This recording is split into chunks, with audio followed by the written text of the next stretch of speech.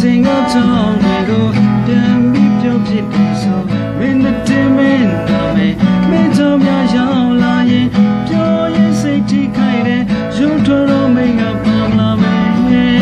ငါမင်းကိုပြောပြချင်တယ်